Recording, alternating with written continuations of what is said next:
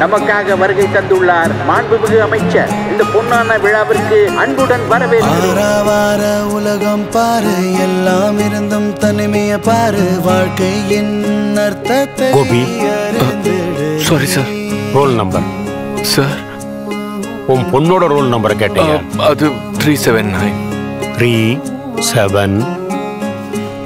எனக்கு தெரியும் உன் பொண்ணு நிச்சயம் செலக்ட் ஆயிடுவான்னு.